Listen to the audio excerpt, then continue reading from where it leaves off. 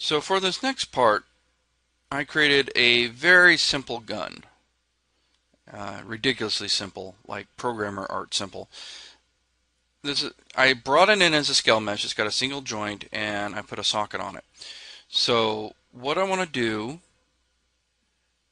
is I want to attach that to our character. Because he keeps running around with a gun, but he has no gun. So let's go ahead and add a component and add a scale mesh.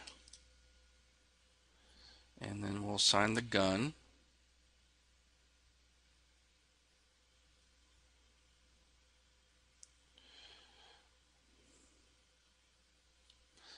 Now, if we look at our character, we should have a socket. If not, we'll add one.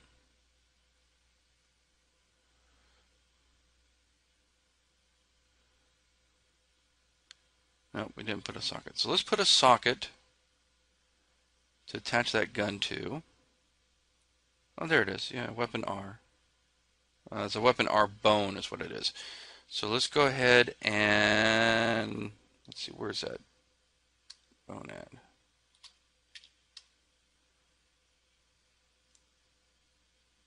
Oh, it's not being used on that mesh. It's on the other guy. So yeah, let's go ahead and put a socket on the hand.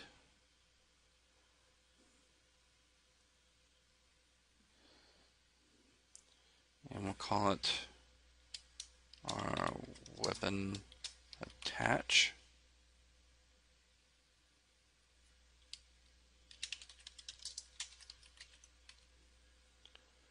And again, let's go ahead and convert that to a mesh socket.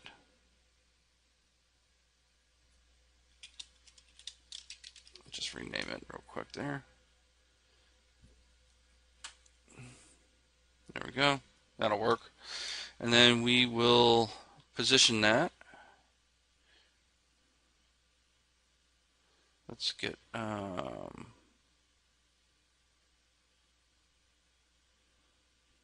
help if I was in local space. There we go. So slide that out there and out there.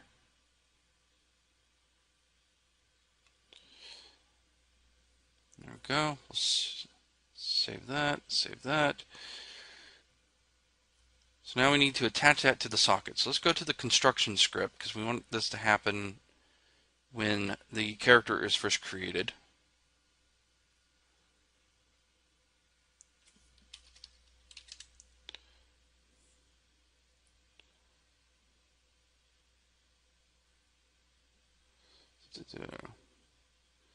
Attach to component. And actually we don't want the mesh as the target. We want the mesh, oops, get that out of there. We want the mesh as the parent. We want this new one here, which let's call that gun. Want that as the target. And the socket name, now you can't list the sockets unfortunately. You got to come over here, right click, copies. Actually, you can't even do that. You have to come over here and select it here. Control C. And then we'll come over here and Control V. So location. There we go. So that should snap it to that socket location in the hand. And it didn't do that. Why did I not do that?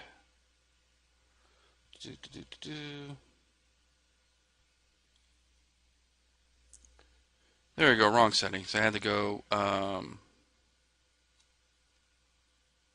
snap to target. I was keeping its world position, which is not what I wanted. So there it is, it's glued. Of course, it's spun around, so we need to go back into the character to a skeleton.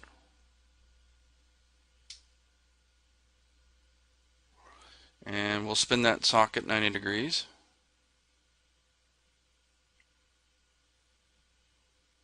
Again, let's go to local space and let's turn our snap on. Let's see, where's our snap? There we go. Set that to 90, and we'll just, oops.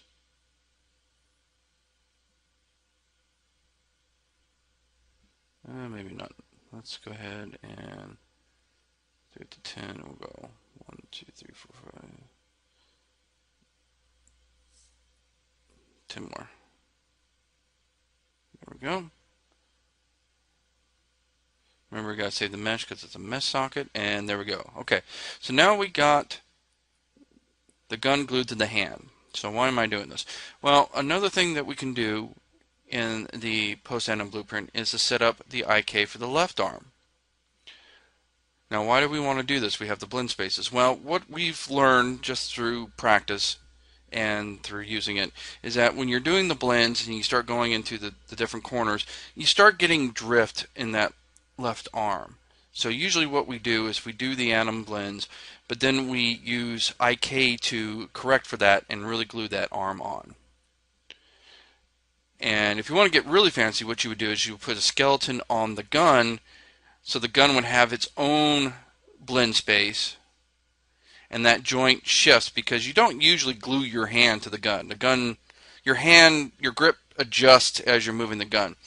So to really be fancy, the gun would have a skeleton. The skeleton would have a joint that represents where the left hand joint would be, and then it would have a matching blend space to drive that joint that we would then glue the left arm to, if that makes any sense. But for purposes of demonstration, we're just going to glue the left hand to the gun. And so again, we can go to the mesh, we go to our post-anim process, and of course we have none here, so we have to create a new one.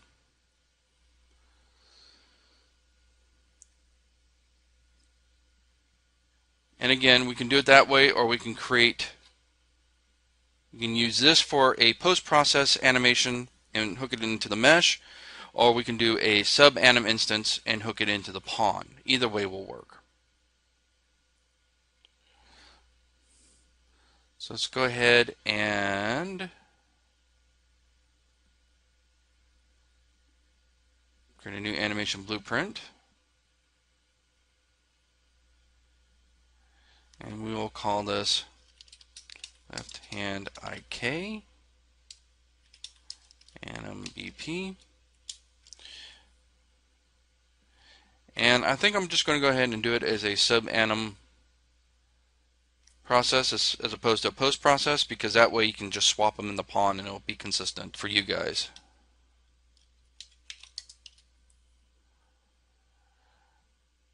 So we'll go ahead and just plug our main one into there. That's the test anim BP.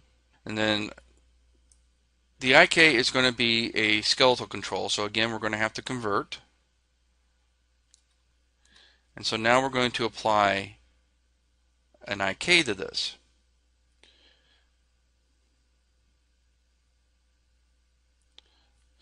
Well, there are several flavors of IK that have come in over the years. You have your two-bone IK, you have a leg IK, which is not applicable at this point, and you have hand IK retargeting, and you have fabric. I'm going to go ahead and try fabric here.